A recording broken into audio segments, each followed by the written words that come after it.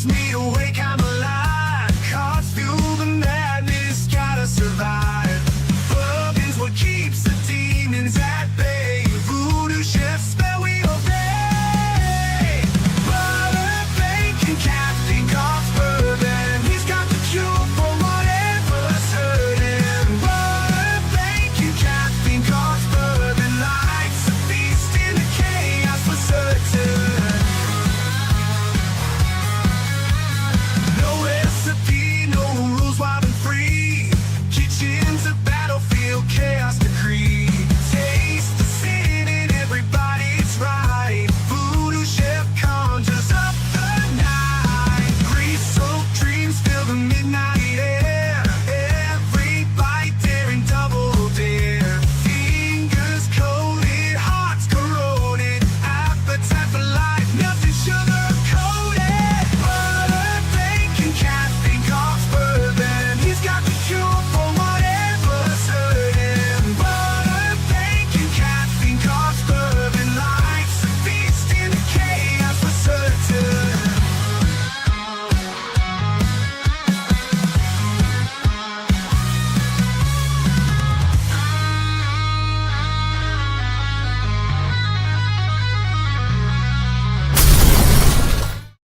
What is going on, Booties? It's the night of champions. Tonight's the night. It's going to be a great night, as it always is here in Tampa, Florida. What better place in the country? You got snow happening.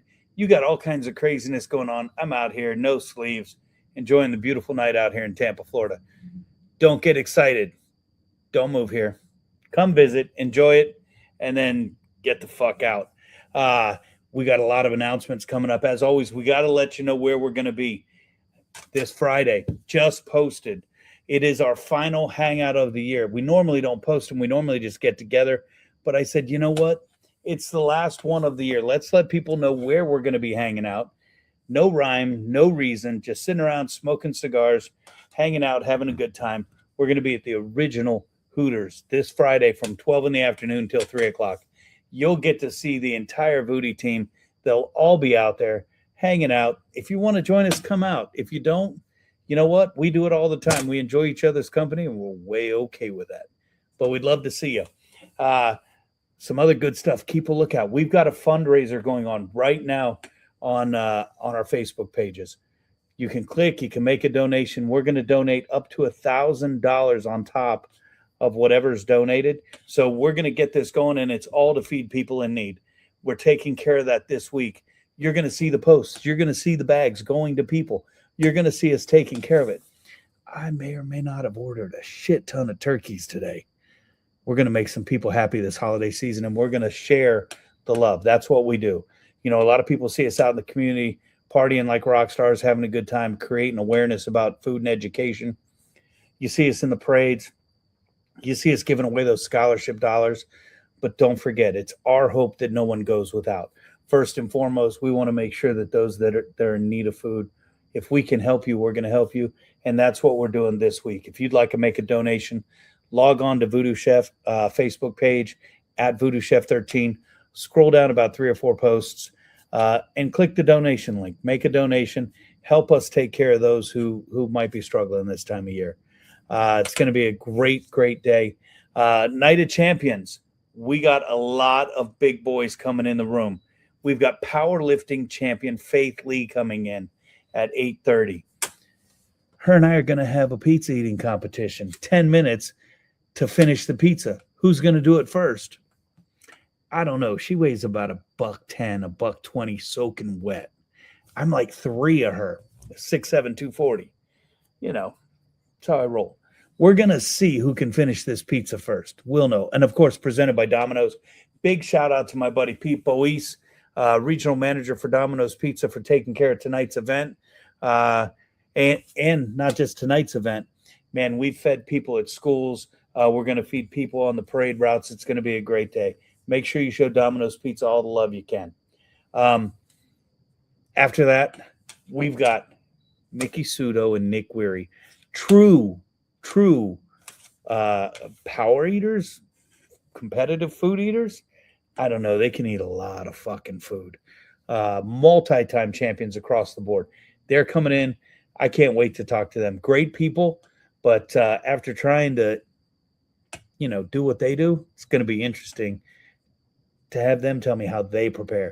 Because if you know what I did to prepare, man, I had a couple grilled cheese sandwiches. I ate some chips. I probably fucked this whole thing up.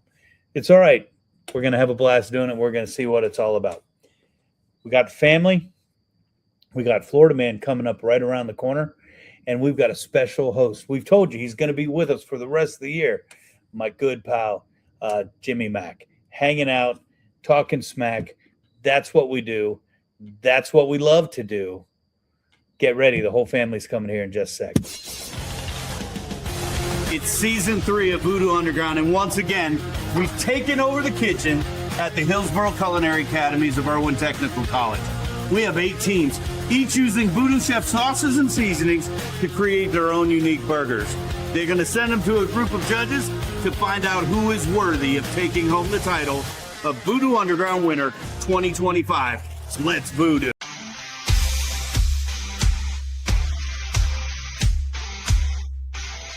In my opinion, tell me, baby, listen up. Voodoo Chef is here, he's about to disrupt. He'll taste it all, give his honest critique. No sugar-coated words, he's the one they seek.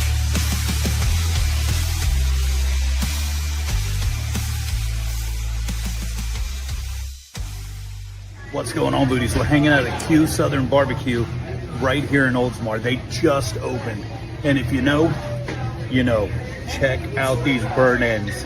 Oh, my. You know I love burn ends. Man. Not only amazing burn ends, we get to wash it down with an RC Cola. Talk about going old school. Talk about bringing it back, right? Man, Q Southern Barbecue, you guys got it going on. In my opinion, one of the best there is. Get you some.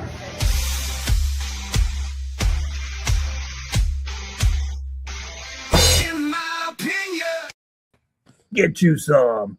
Man, Q Southern Barbecue. Jimmy, what's going on, buddy? Welcome to podcast Nick Nack Paddywhack. How you doing? Jimmy, I know you're a big fan of Cameron Capri, right? I am, absolutely, and I hear he's killing it at the new location. Oh, dude, you walk up and it's like you're at a deli counter. You know, I've been to Publix one time and I said, no, I just want 2 slices of cheese. And they get all kinds of pissed off, but they cut me 2 slices of cheese. You go here and you just say, I want 2 bones of rib, I want 3 ounces of pork, and I want a big old handful of brisket. They'll cut it to what you want. Wow. It's amazing. It's amazing. Except it's bad because I was like, yeah, I want all the pork that just fell off the bone. I want it all. And I ended up spending $100 at the barbecue joint, dude. Wow, fantastic. Well worth it, I would imagine. Oh, hell yeah, man. And I had to text him. It's crazy, but I have dreams about his potato salad of all things. I don't know why. His potato salad is off the chart. Have you had his green beans? No. Are they It's a good? It's a cold green bean salad, and I can eat a bucket of it. It's absolutely fantastic. I might have to hit that this weekend. The girls are out of town. I might have to go down there this weekend and just be, the fat hot mess that I am. We got Fleener already checking. What's that, Pat? I said I'll have to check that place out next week. We'll get some time off. Oh, you don't. You need time off so you can take a nap after the fact because it's going to be that bad, man.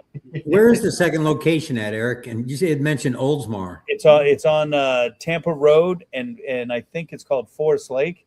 Oh yeah, okay. Yeah, we got Tim Keeler checking in. We got an early entry from Don Hill in the room tonight. Glad you guys are checking in. We're doing an early top 3. We're doing an early Florida Man because we've got Faith Lee powerlifting champion in. Her and I are having a Domino's pizza eating competition. And right after that, we got Nick Weary and Mickey Sudo joining us to talk all things competitive eating. And special co-host tonight, Jimmy Mack. God knows where Big Eddie C is. Who knows? Looks like Florida Man's going to be delayed. You see, he sent this text, anniversary tonight. Oh, that means out of pocket tonight. Yep. I guess I should Yep. read my text. It's been a little busy It day. might help you. It came through a couple minutes ago. I bet he's going down to Council Oak and enjoying a nice big steak with his wife. And then I'm such a bad friend. I should have known that. Oh, I'm horrible. I'm horrible. Oh, I'm gonna have to like send Gina a message and tell him happy anniversary, so she doesn't find out because she'll get wicked pissed. But that's all good. Jimmy, you were telling me about something you cooked this weekend. Tell me about it again, because you did something a little special with a little special voodoo sauce. Tell me about what you made. I'm not sure what you're talking about. Well, last week we talked about one of my favorite ingredients to use, and I still can't find it. Anyway, so I met the butcher up at the local Winn-Dixie, and the young man was kind enough to cut me 5 pounds of beef ribs, but I had him flank it. Did a great job, cut them about 5/8 of an inch thick, and I didn't marinate them, just a little salt, pepper. I actually put a little red on it just to give it a little character.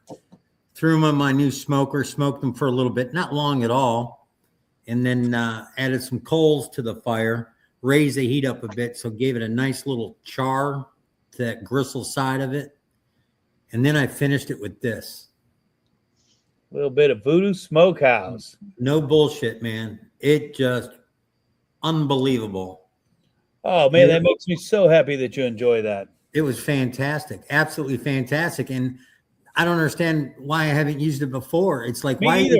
are you keeping it a secret? I gave that to you like 7 years ago, dude.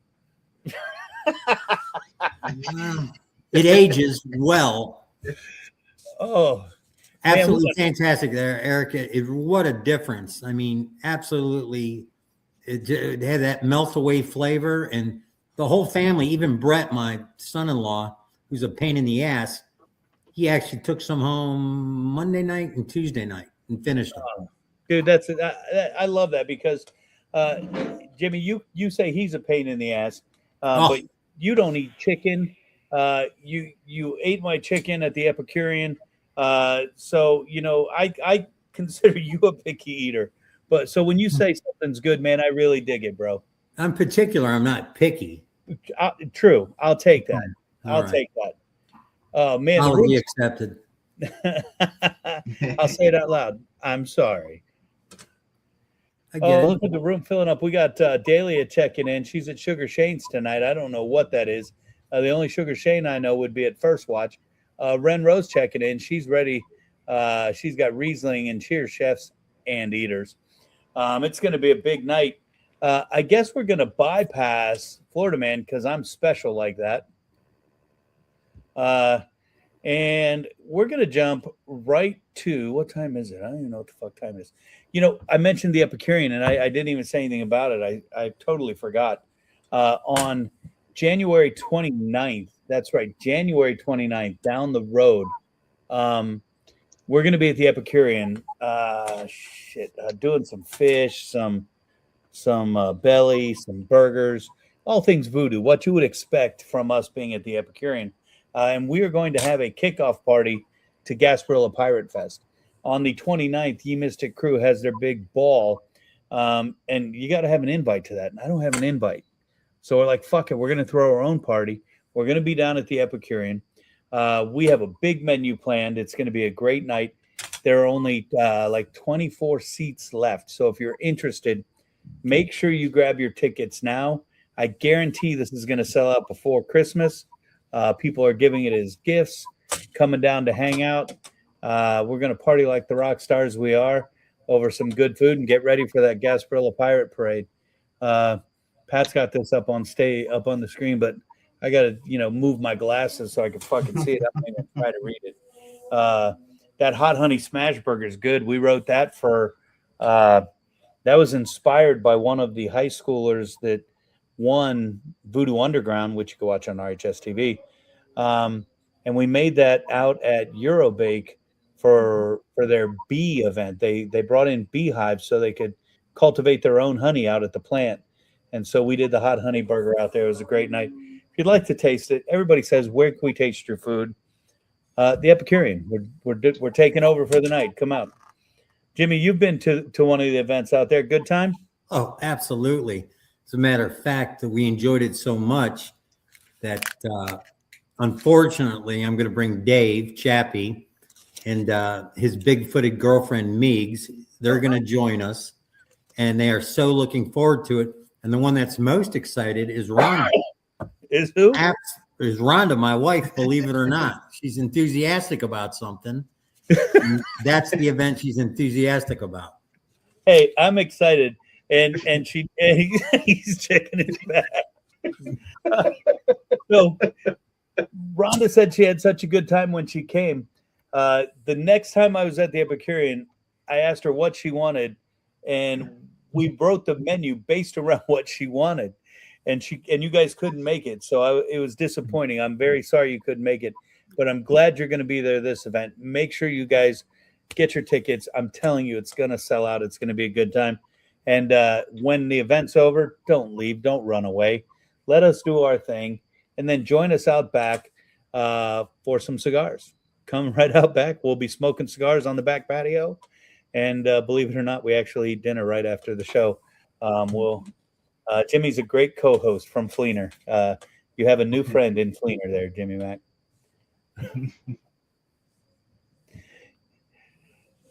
He takes a liking to all the newbies. Don't worry about it. All right.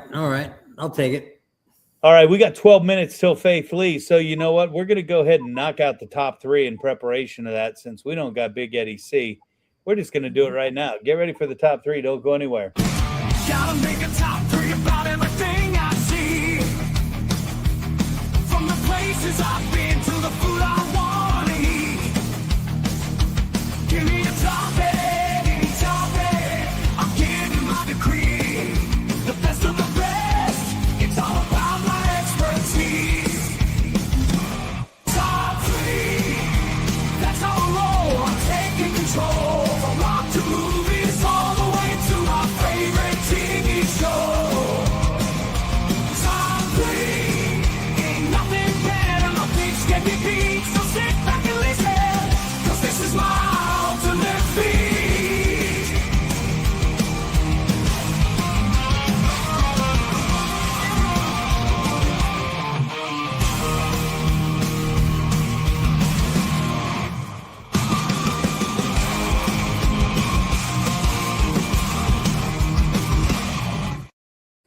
All right, it's time for the top three. You guys all know how it works.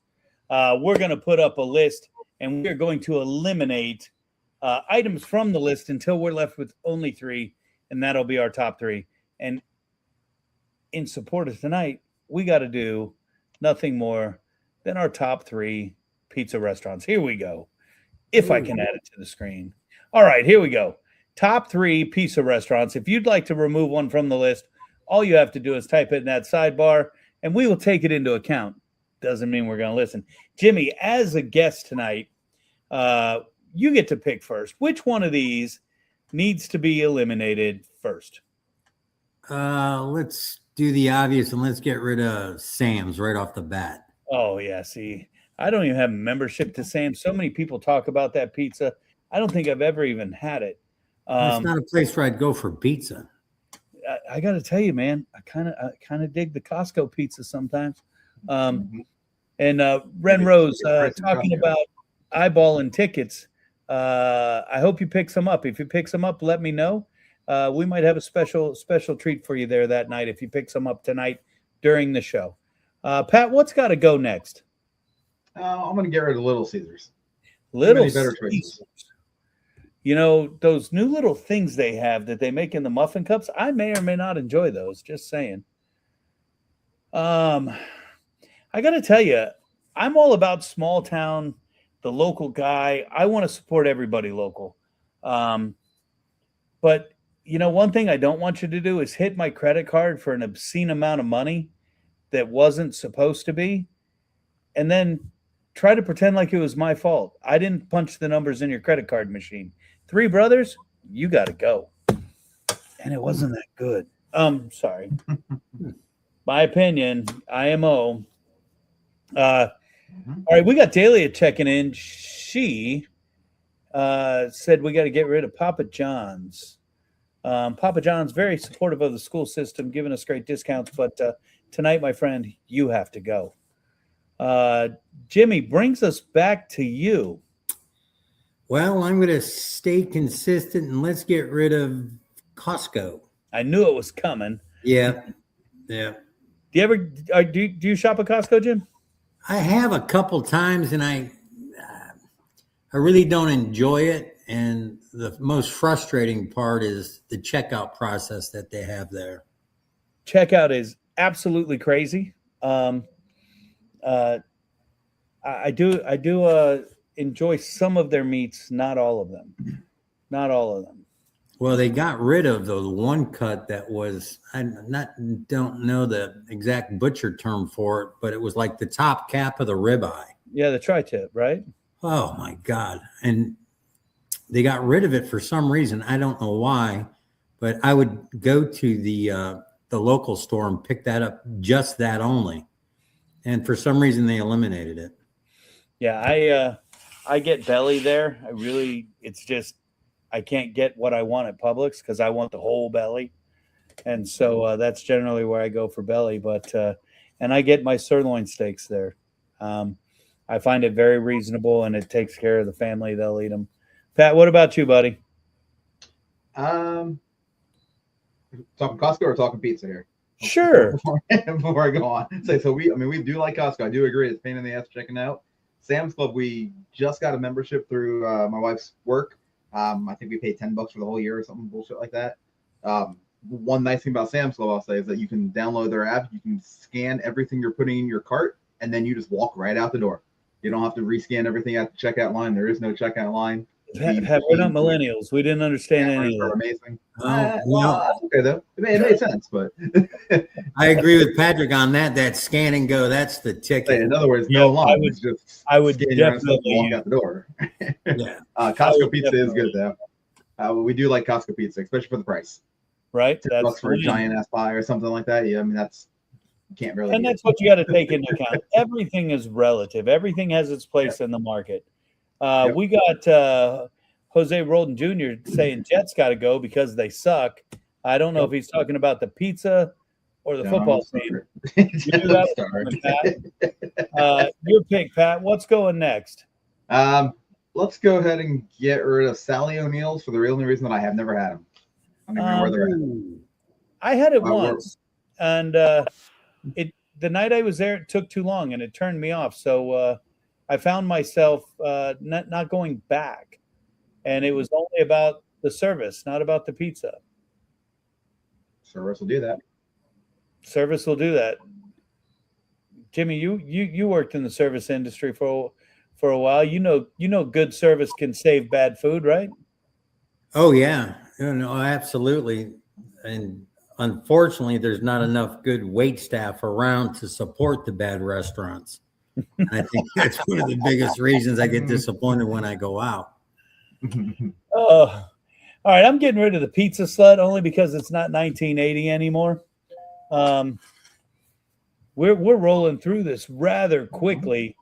We've got Jose and Ren Rose having their own conversation about pizza Jets. That might be fun to watch. I'm still wondering if Ren Rose got those tickets to the Epicurean. Ren Rose, you text me or you put a copy of your receipt from the Epicurean tickets inside the chat, and when you arrive that night, we'll have a bottle of the Voodoo Chef Barrel Select Bourbon sitting at your table for when you get there. All right, here we go. I don't know, Pat, whose turn is it? I fucking lost track and really don't care. So you just said Pizza Hut, so I believe it's back to Jimmy. Back to Jimmy.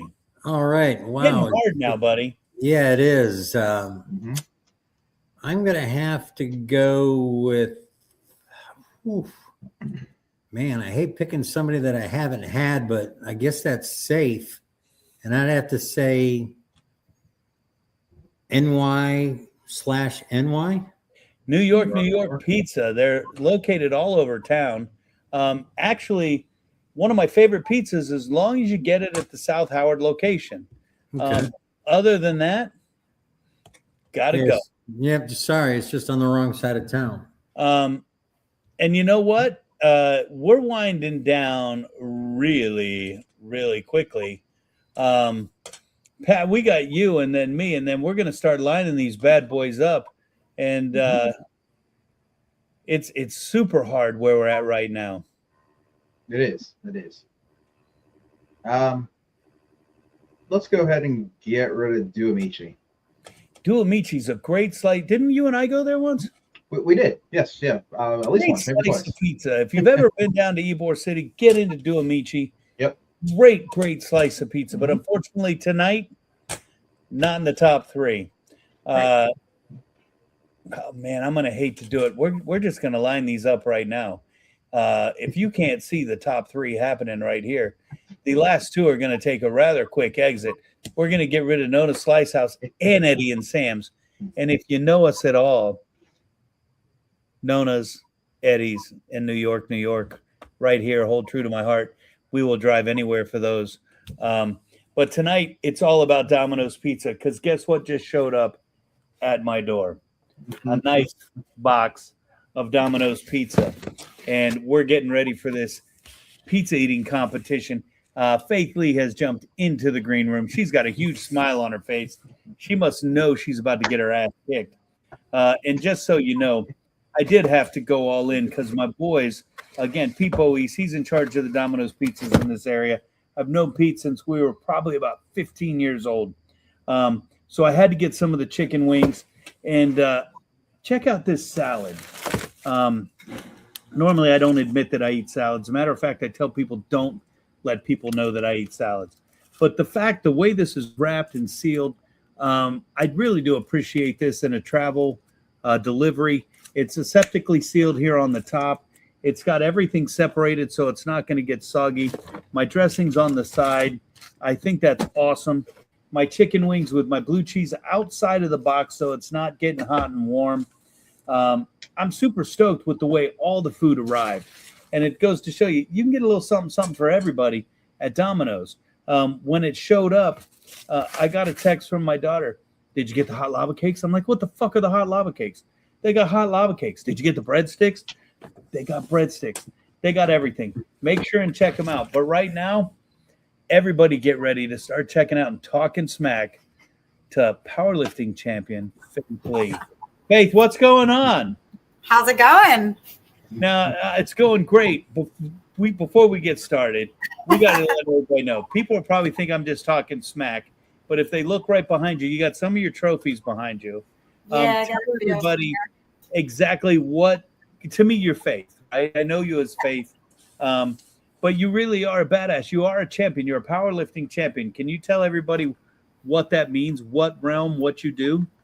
So basically, I powerlift. I do the bench press is my specialty, but I do squat, bench, and deadlift. So there are three really heavy lifts. And for my age group and my weight class, I 35.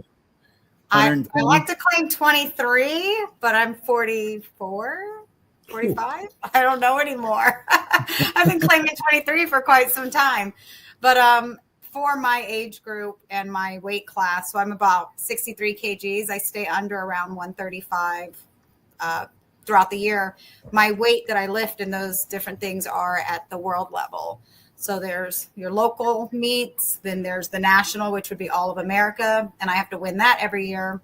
And then I go off to other meets. So I've done Norway, Puerto Rico, Costa Rica, Mexico, Kazakhstan, South Africa, and that's where some of these have come from. Wow. That's absolutely insane. Yeah. That's insane. Now, you work out a lot. When you and I don't remember where we were we were at Ocho Tres. Yep. And we were hanging out. We were at another voodoo event, and you were talking a lot of smack. Because I said I could out-eat you. Everybody thinks Myself, the Voodoo Chef, and Faith Lee are going to have a food eating competition. We're going to make Mickey Sudo and Nick Weary look like chumps. Yeah. We're going to have a pizza eating competition. And Faith, I'm gonna kick your ass. I got you. I'm gonna whoop your butt. You've never seen a 130-pound girl take you down. I'm 3 of you. Let's go. So you only filmed me talking shit, but you were talking shit before you even started filming. I was talking shit the whole time. I was trying to get you to commit to it. And your coach was like, no, she's not doing this. She's not doing this. Well, because I have to make weight for competitions. And I was like, no. I'm actually going to probably lose weight from eating this pizza. It's going to help me lose weight because of how many calories I eat every day. So we've got our pizzas. I think it's a 14-inch Ray Gay Domino's pepperoni pizza. And you've got the same pizza, right? Got the same pizza. Same pizza. So what we're going to do, we're going to have 10 minutes. A lot of these competitions that these competitive food eaters do, they're timed. And they see how much they can eat in that time. In the 10 minutes. Yeah. Do you think you can eat that whole pizza in 10 minutes, Faith? Not in 10 minutes. I thought I had I could take you down in an hour. Faith thought we had all night to eat this pizza. Maybe 30 minutes. 10 minutes I was looking at it and I'm like, I might get how many do you think you can get? Half the pizza. What's I'm choosing? Might be able to get half the pizza. The way mine's cut, yeah. Well, half should be half no matter what. No, unless you had some start cutting your pizza at the Domino's. And if that's the case, we got to let my boy Pete know. All right, so we'll get this thing started, and Jimmy, you and Pat are gonna have to tell stories or some shit because I can't get my ass kicked by a girl. I was hoping that you would be asking the questions while I ate my pizza. Well, we need to know about things, but where can people find Faith Lee? That's what we need to know. You can find me.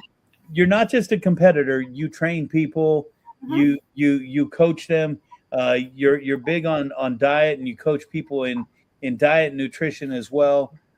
You'll coach them in all aspects of their life and getting healthy. It's not just about lifting.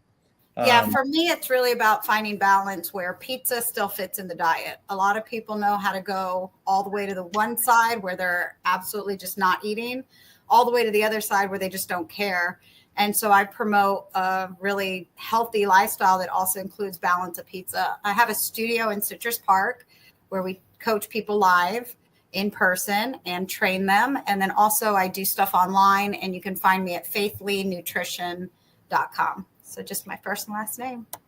faithleenutrition.com. Make sure you check her out. Because before you know it, she's going to go from just being a powerlifting champion to being a competitive food eater champion as well. I have no idea who @Voodoo Fandom is. But that's fucking awesome.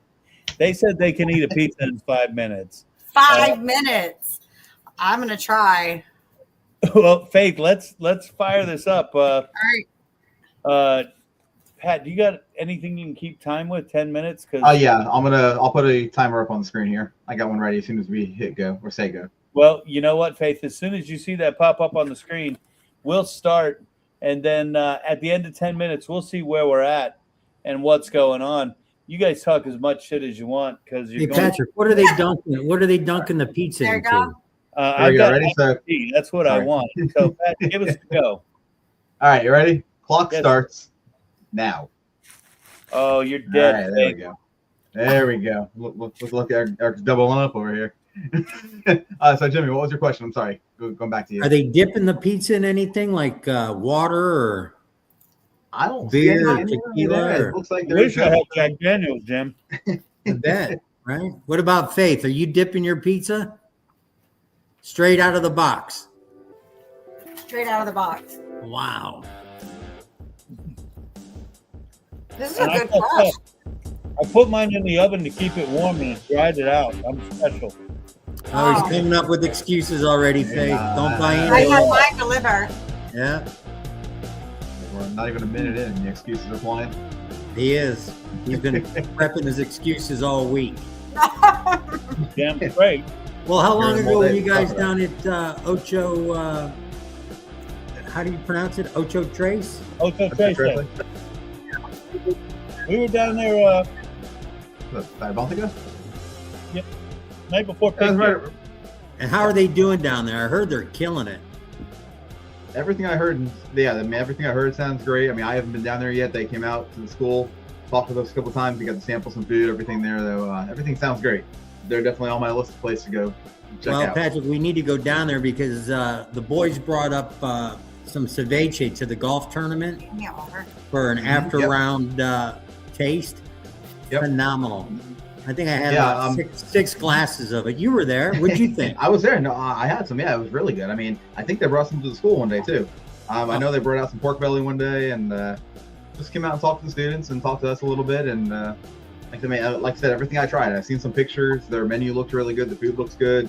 I saw a burger on there, so I'm definitely gonna check. That's They on my got it list here for going the on. next 2 weeks. They do. Burger is huge. Big burger. Big burger. There we go. Nick Wary just private texted me and told me I suck. Are you eating the crust there? You have to. You got to eat the whole thing. Just making sure. Just making sure. I'm on number 3. Oh, she's killing him. Let's see. You What's say the crazy crust is for I'll last? even wake up leaner tomorrow from eating this. Do you save the crust for last, or you take the crust as you're eating the pie? I'm eating it as I go. Eric, same thing. Same. There we go. Now we I'm can going see to it destroy better. you, Faith. Where are you at? I only got half a pizza left. No, you don't. You're so full of shit. Oh, she's killing you, bro. Half of the She's slice. lying is what she's doing. I'm eating it. It's on camera.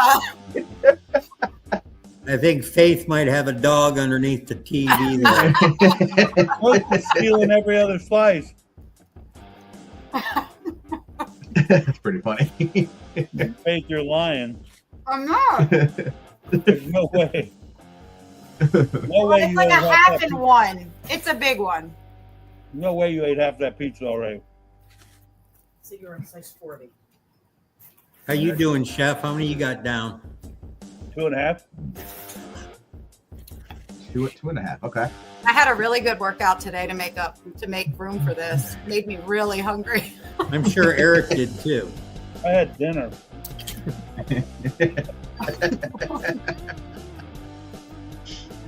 That's pretty funny. All right, we're hitting the All 6 day. minute mark here. I didn't eat all day. I came home and had sandwiches like an idiot. I had 4 meals. Yeah, but your meal was an orange. No, it's not. I eat rice every day. I had chicken and rice, chicken and potatoes, and a bagel sandwich this morning. Crying out for survival.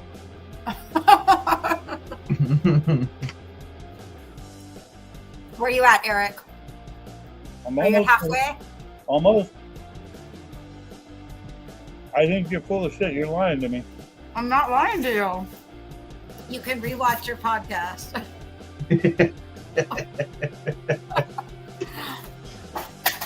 I don't believe you. I'm housing this pizza, and you're not.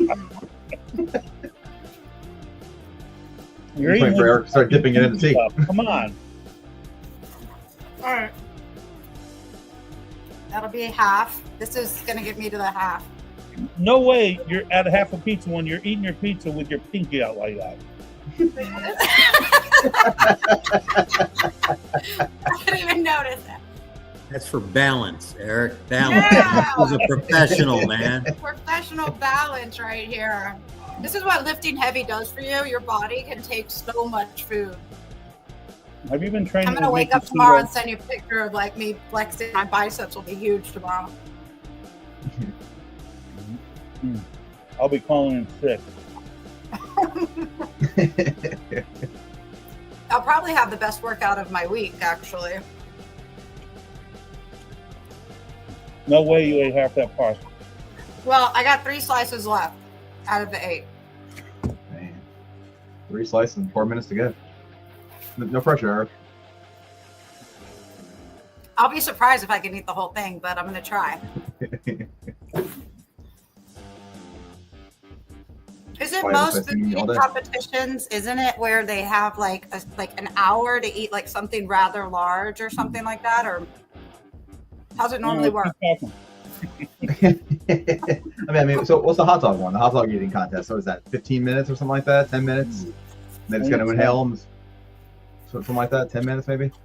I don't know about the other ones though. I They got think 3 they're all a left. short period of time. Yep. I got 3 left in 3 minutes.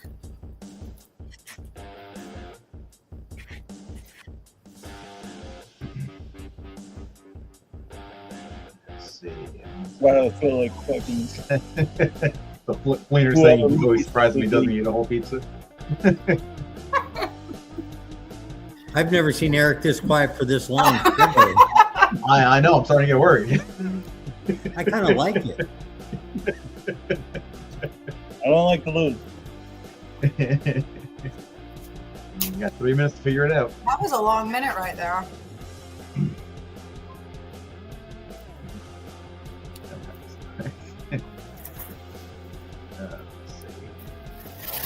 Oh, She's gonna get you, Eric. She's gonna get you.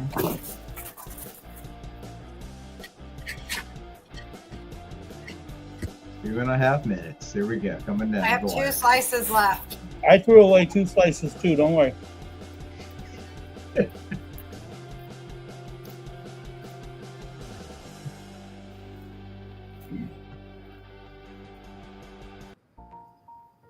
Hey, Patrick, I've got a question for you. Absolutely. What's going on? Who is your favorite chipmunk?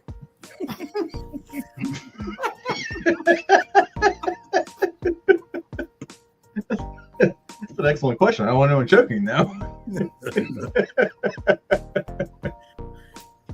I got a big chipmunk on the top of the screen and a pretty chipmunk on the bottom of the screen.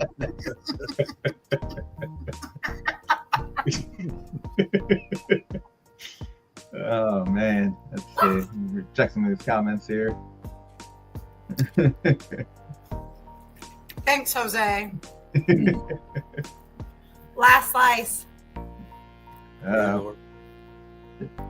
Eric, if you need any advice here, Fleener's giving some advice for you here. Take 2 slices and put them together, eat them like a sandwich.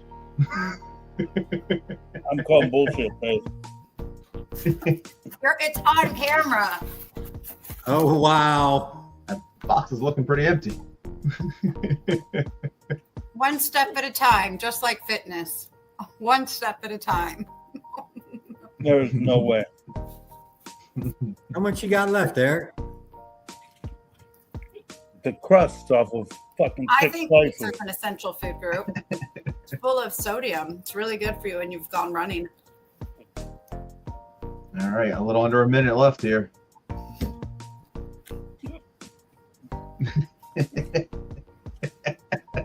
Faith, you're full of shit.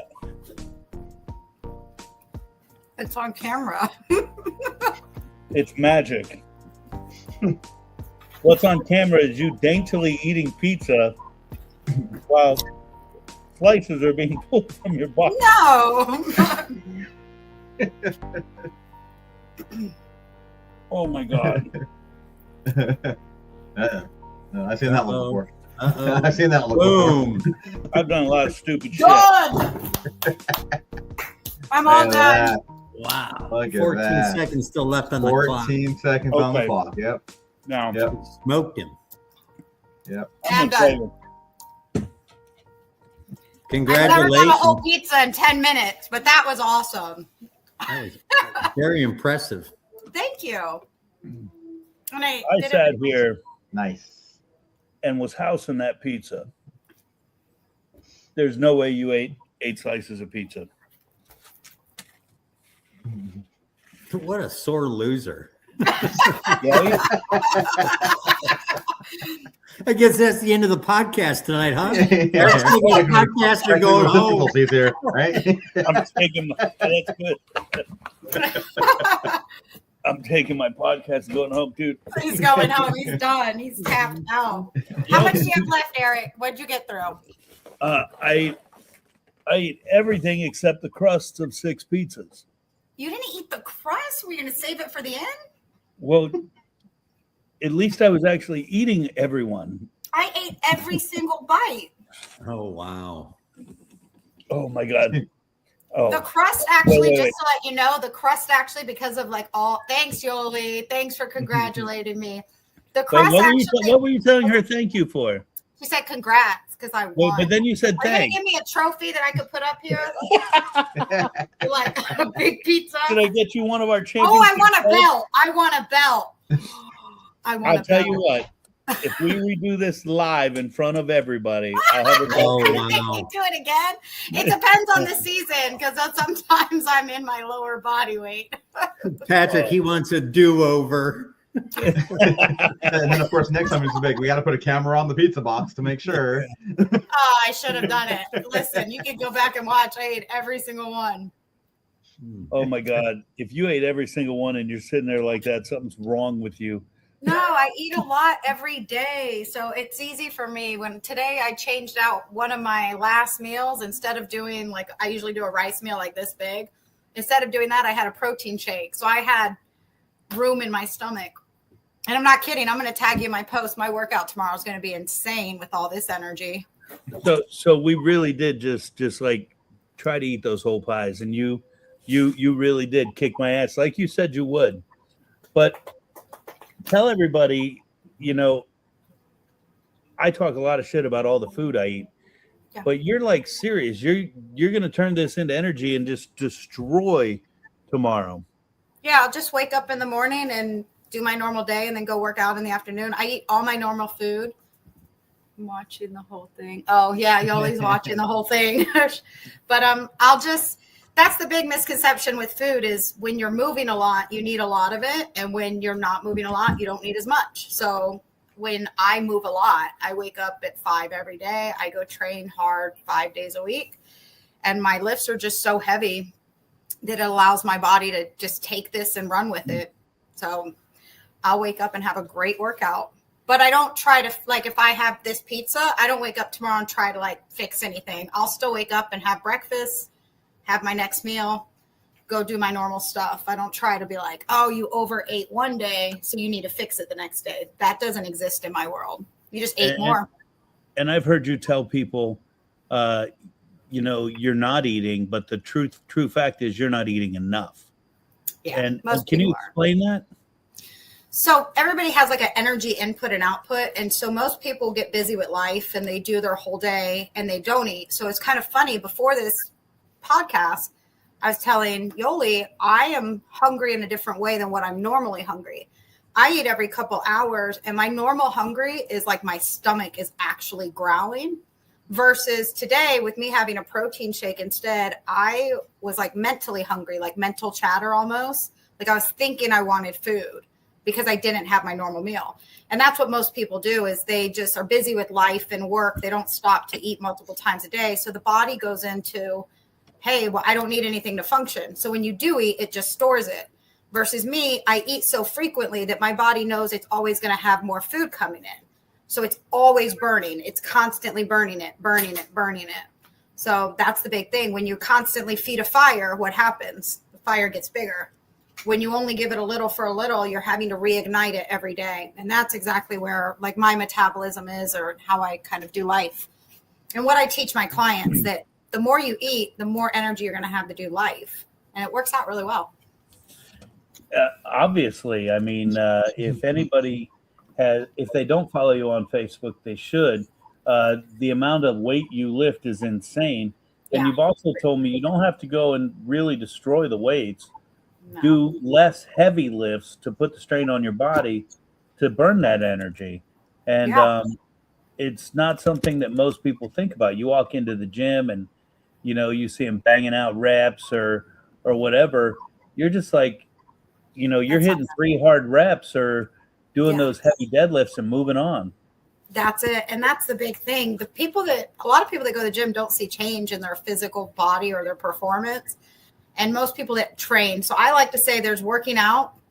A lot of us like to go work out. You go run, you go sweat, you have a good workout, you mess around with dumbbells. Training is you're teaching your body how to metabolize food. You're teaching your body how to move weight, which is really what we want. You want to be able to get up and get down without having back pain, be able to get up and get down or bend over pick up a box without having like knee pain or back pain. So training teaches your body how to move, and it allows your body to structurally find balance so you can breathe better, which results in weight loss. Working out is everybody you see in the gym just kind of pounding the pavement, wondering why nothing's working. So I do more training. I do very little working out. I don't go do like lots of cardio kind of things. So What would a normal day look like in your life as far as working out? And for the record, I called you guys the other day. I'm like, hey, what's going on? And you're like, we're in Mexico. I'm like, what the fuck? You're in Mexico? No, you fucking drove to Orlando to go eat at Epcot in Mexico. Yeah, we're to Mexico for tequila. And not for the margaritas, not for the fucking food. So Exactly. It's not like you're depriving yourself of anything. So what's a normal workout routine look like for you? So today my workout routine was I took a band and did some shoulder stretches. Ooh. Then I did a bench Right. press, 3 sets of 6. Wasn't too heavy today. I'm at a low weight because we just came out of a competition. So I was only at about 60%. So I did like 132 on the barbell for 3 sets of 6. Thank you. And then I did some face pulls with like another cable machine, and I did some shoulder raises. That's it. Nothing too crazy, but my diet is. You maybe drop some of that weight. I think I might can handle that. You can handle that. You can handle it. If you're there having a good conversation with somebody, if you're training properly, you have to rest. And when you rest, you're just sitting here doing this in the gym. This is what we do all day. So a normal day in the gym is like, I'd look at you and be like, all right, your turn, you go. Then it'd be your turn, you go. Then we talk a little more, then you go. It doesn't have to be like the headphones in, ignoring the world, hating life. That actually makes you hate it. Like, and also a big thing I remind my people that work with me is like, do the exercise you like. If you don't like the bench press, don't do the bench press. There's so many other things to do. Can I bring my cigar to the gym? Only mine. I don't think any other, but mine, I'll open the doors for you. Might pass out because you got to breathe. I get yelled at all the time. You know, you're the only asthmatic I know that smokes cigars. What's wrong with you? No. Oh, well, that's awful. Right? You can smoke cigars but can't eat a pizza in 10 minutes. Oh, Chef, you're never going to live this down. Yeah. I thought you were going to give me a run for the money. I had one job again. One job. Awesome. Faith, what's next? Where can we find you next? Next up, I am in Las Vegas for my nationals. So I'll be you have to basically get requalified every year. So you have to try again to get put on the team. You get put on the team, and then you get all the invites to the World Games and the National Games and the other different leagues. So that's what I got next. Other than that, I'll be in the studio. You're heading out to Vegas. Yep. What events will you be competing in? I'll be competing in the bench press for this one. So this will make the national team for USA to compete in all of theirs. They have Poland this year. We have Belize, Canada. So I have to make the team in January in Vegas, where I will be eating all the good food. Any suggestions, I will take them. And then from there, go to either Poland or Belize. Wow. Yeah. That's amazing. If I can ask a question, Yeah. with your international competitions, is there a certain country that you kind of go after, or they're held at a higher standard, or is there a nemesis that you personally compete against every year? So Mexico is really strong in the ones that I play in. The North American Games is my favorite competition to go to. So that's like Puerto Rico, Canada, US, Belize, all of the Caribbean, Okay. Central America, all of them. Mexico is my biggest one there. every time. It's like neck and neck. It's a lot of fun. And then when you go to Europe, like I can throw out, my numbers are like 200 pounds, things like that. Europeans can lift like some serious weight, and the Japanese too. The Japanese get under the bar, and the way they get under the bar, the way you watch them like put their body, it looks insane. You can just watch them do it. They take their time. They're very, very intricate. And then the way that they lift the bar, the way they put their hands is like, it's mind boggling. You can't even like rationalize how the body moved that way. Interesting. Very disciplined, very disciplined. If we wanted to watch the competitions, is there a place we could see them? It's usually on ESPN, depending on which one. So ESPN2 will have it on during, and then usually on my Facebook, I'll put the links of when they're doing them. So if they're not there, they do have them like live streaming on YouTube and Instagram, things like that. Man, that's really cool. I've known you for, almost 7 years now, and I didn't know I could watch you compete because you're Faith Lee to me. I'm just hanging out. I'm just like going to the golf charity and drinking. It's like she can't possibly. She's the drunkest little one on the field. She can't possibly be into nutrition. And Right. Something I'm really proud of though is that like I don't just tell people. You ever hear coaches like say, or you guys got to know people that talk all about being healthy, and then you see them in the corner and they're the most unhealthy. I try to live exactly what I tell my people is like, I'm going to have a drink. I'm going to have a beer. I'm going to have wine. But look at all the other things I do that keep that balanced. And I live it for real, not just like to make money off of it, So That's I'm super proud of. cool. And that's why I wanted to compete against you. Oh, It wasn't really much of a competition, really. thanks, man. Jimmy, thanks. That's so awesome. Get him a personal pizza next time. Oh, that would have been more fun though, because we would have had to go fast. Oh, and so Faith, I'm going back and watch this, and I'm counting every damn slice to make sure you Go ate it. for it. Count it. I really ate it. I thought you were going to take me down. I was ready to lose gracefully. I got to tell Spoken you. like a true champion, right? Wait, no, right? That was a slam right there. The I've been bitching the whole Taking time. the punches when I can. Yeah. Hey, it's all good. Faith, do you want to hang out and chat with Nick Weary and Mickey Sudo with us, or do you have to run? Yeah, I got to run. I go to bed at 10. So I got to get ready for bed. Hey, But it's thank living you that so much for lifestyle. having me, guys. Hey, I appreciate you coming, and anytime you want to come back on, you're welcome every week. All right. Thanks so much, guys. Thanks for being so fun. Congratulations. Thank you. Absolutely. Fuck you, Jimmy. Bye, Faith. Bye. Oh man, that was fun. Now tell the truth. You watched? Did she eat all those pizzas, dude? Dude, Because let I it was- go, man. Well, She dude, I was embarrassed hoping you you on were your own looking at podcast. bro. Let it go, dude. Wow, that hurt. That hurt. Man. That hurt. And in the back, I don't know if you guys can see in the green room. Nick Weary's in the green room just laughing at me. Well, I mean, thanks, man. I thought we were. Fuck, dude. Everybody's just gonna be dogging my shit tonight. It's all good. I don't blame him. Yeah. When we come back, Mickey Sudo and Nick Weary are good pals and some badass competitive food eaters. Champions, if you will.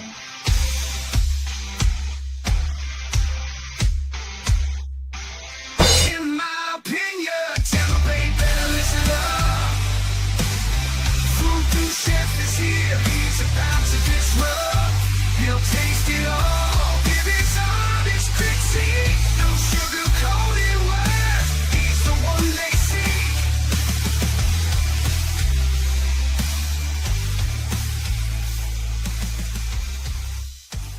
What's going on, booties? Hanging out at the Epicurean. The hotel bar. Why would we be doing that? You know why? For this bad boy right here. Check out this burger. Look at that cheese just falling off of that. This is the voodoo-inspired Nola burger at the Epicurean. Double smash patty, heavily seasoned with that Voodoo Chef Nola. Smoked Gouda cheese, that house-made bacon. And let me tell you, it is thick cut and it hits hard. They got these thick pickles on here. I don't know if they're house made or where they're from. What I know is they're fantastic. And then it's finished with the crawfish aioli.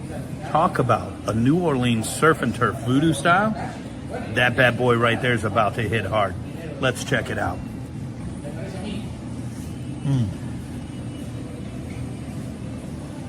Holy cow. Every aspect. Holy cow. That crawfish aioli is just hitting the mark. And the Nola seasoned patty, can't forget that. All right, let's take a look at that house cut bacon. Look how thick that bacon is on that burger. Is that a third patty? That's house cut bacon. Holy moly. If you don't know, you're about to learn. You need to get down here, sit at the bar, tell them you want the voodoo burger. In my opinion, one of the best there is. Get some.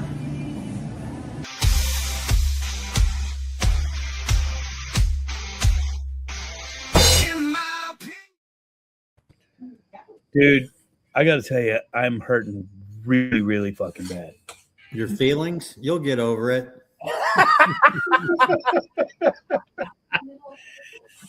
Dude, that's You'll be okay, Eric. You'll be okay. You'll I- meet somebody someday. someday, man, one day. And we'll come back here and ring that victory bell. Just like we always wanted to. Dude, that was tough, man. That was tough.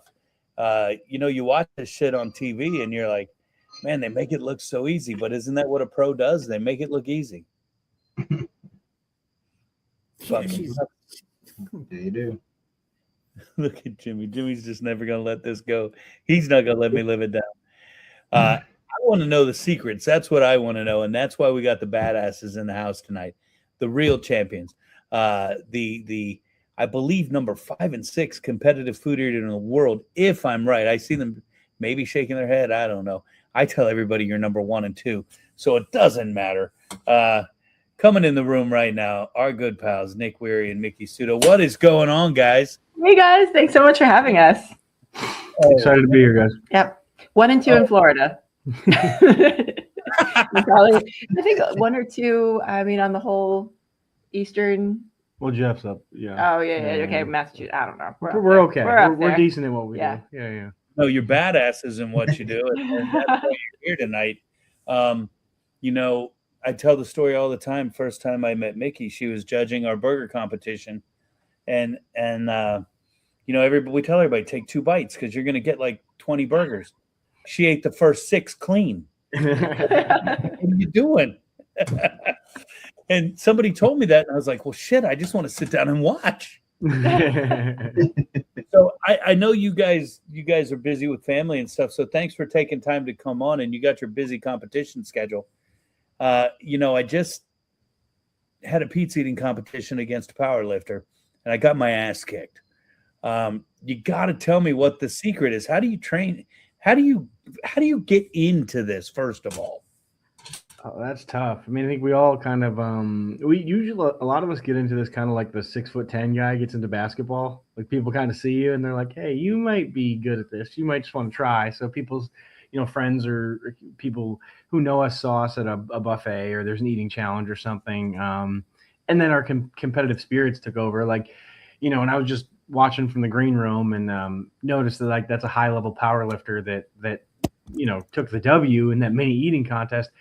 I wasn't hugely surprised, just because of the competitive nature of some people is probably one of the biggest carryovers to what we do. Is like a lot of the people in what we do are just psychotically competitive, and hate to lose more than we like to win. It's, that's probably the biggest driver. I think I just kept challenging people to things, and this is what I was good at. Yeah, she's good. She's very good at being challenging. She's outstanding at being challenging. I think we're hearing some underlying tones there, brother.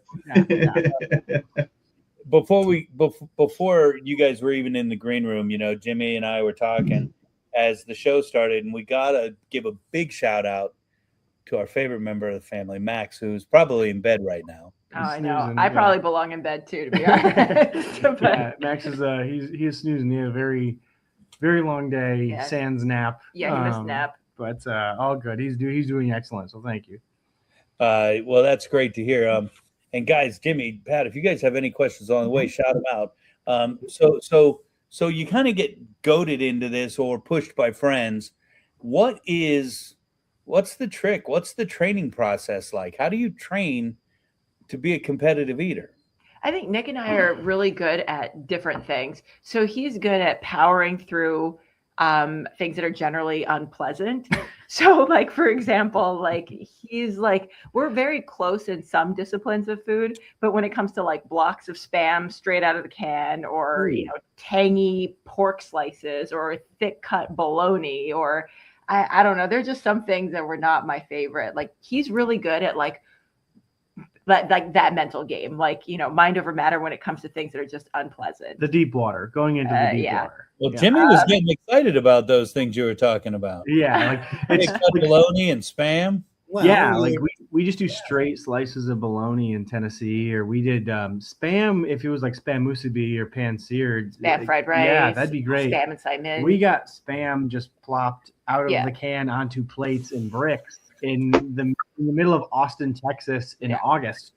So that was so those contests where I think discomfort or maybe just flavor tolerance becomes one of the biggest drivers. Mhm. That's probably where I do well. Where Miki actually brings ability to the table and talent and like rhythm. So when it comes to that, she'll typically, if it involves a similar motion, like if we're to do noodles or donuts, where it's going to be like bite, bite, swallow, donut, dunk, bite, bite, swallow, almost like a pattern, she's going to do very well. I do better with like violence and discomfort. But we practice like we play. You know, we train. I practice probably definitely in a much more frequent clip. So, you know, just the other day, cooked up 48 hot dogs and buns, threw them on the table, had my dunking liquid. It's December, you know, put the music on. I got these little headphones, so I can only imagine the neighbors hearing the ASMR that's going on from over the fence. Probably think I'm a psychopath, but I'll do that with reasonable frequency for either hot dogs or contests we have coming up, where Miki just brings. There's a lot of natural talent. If she practices with too much frequency, I think it becomes more unpleasant. Mm-hmm. You know, she just kind of wants to do it just enough and just kind of show up, kick ass, go home, collect her check, and move forward. Are you training your stomach to take that much food? That's one of the things. Yeah, that's one of the things I'm doing. One of them is kind of expanding the bag, because the bag has to fit, you know, the contents that you're going to put in there. And it's kind of like actually similar to, you know, previous guests. It's like a progressive overload system. It's like at one point I could probably only fit maybe 27 hot dogs when I first started, and then it became 30 and 32 and so on and so forth. And then the more you can fit, I might be able to right now I could probably fit 60 hot dogs and buns, maybe low 60s. But doing that in 10 minutes is challenging. So you want to be able to fit eventually 70 so that you can fit this low 60s in 10 minutes and so on and so forth. And then some of it is training the movements, because you have to do it in 10 minutes. Training the movements, training the repetitive nature. So for me, it's kind of like a sweet science, where part of the enjoyment is the climb of doing it and failing and doing it and failing. And like, I just love to fail. Can't say the same. You know, Eric failed on the pizza eating contest earlier. Yeah. We all saw that. We're in the same boat, man. We're in the same boat. You know, Mickey, people have described in our circle, the judging circle, where you guys come out and you help us with Pig Jig and other events.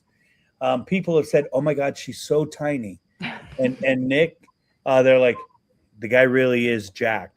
So it's not like what you would expect to see. When somebody says competitive food eater, I picture that guy that drinks like gallons of lemonade or whatever he did. That huge. Badlands. Badlands, yeah. You guys aren't what I would stereotypically think a competitive food eater would look like. So when you're expanding your stomach, how does that affect the rest of when you're doing normal routine? When you wake up and not practicing or practicing for that eat, are you waking up going, God, for breakfast, I just want 6 dozen eggs? No, I think what we will say is both of us do better when we're healthy and lean and all that. Nick's, I will say, like, abs probably do work against him. So that's like he just like being in too, I'd say too good a shape, because like that just sounds really self-important. That's my problem. Yeah, so I'm just in too good a shape. I've never had that problem. But it's like, I It's mean, real. yeah, like we want to be fit and lean and have like the endurance and the stamina to, like, you know, exert all that energy for 10 minutes on end. But if you do have like a wall of muscle, you know, you do have those challenges too. So it's like there's like a fine. That's why I don't have abs. There's like different kinds of in shape that I would have. There's eating shape, as crazy as that sounds. Like my jaw needs to have good endurance. I need to be used to swallowing large pieces of food, and then so usually around like April, May, June, July, that probably peaks because I'm practicing with more frequency. And then there's obviously the type. There's gym shape, but I think that kind of equates to a lot of things done pushing your body to a high level, because you see sometimes, even when you see, I'm not equating what we do to playing professional football or professional baseball, the super freak athletes or the guys who are super jacked, they actually get hurt more than a lot of the guys who are, obviously your average professional football player is jacked compared to a normal person, but your Calvin Johnsons and your Micah Parsons and like there's a guy, Marshawn Lloyd, plays running back for the Packers, who looks like he was cut out of clay. They seem to get hurt. Like that Ferrari is not made to go 200,000. So I think sometimes for me, the weight training and stuff can be a detriment because everything's just kind of tight. It's not made to be loosey goosey, you know, and fit 70 bratwursts in 8 minutes or what have you. What is your biggest accomplishment in your mind, Nick, of your food eating? Because you got a couple big ones out there. Oh, that's tough. I think the movie answer would be Mickey, of course, you know, but that would be the romantic answer. But as far as the like on a competitive, did you coach him on that? Yeah, right. She was pinching my leg under the table, but I would say from a competitive standpoint, that's tough. You know, my buffet bowl title over her, or in pistachios, I beat her, Gideon Oji, and Joey Chestnut, and Bartley Weaver, Steve Ham, like probably 7 ranked, like top 15 ranked eaters at the table. I beat all at once for the pistachio title. And what's the pistachios? What did you eat? Oh, 228 in 8 minutes, shelled and eaten. So it's not really a volume thing. It was just a matter of doing it. Not having anxiety, because that's a pure technique driven sprint. If you mess up anything, you get out of rhythm, you're lost. Yeah. So like that would probably be one of my better ones. You know, but there was a bratwurst contest where I actually lost at bratwurst to Jeff Esper. He ate, I believe, 72 on the day, but the record was 64, I think, for about 7 consecutive years. And I ate 70 that day. It was Joey's record. I ate 70.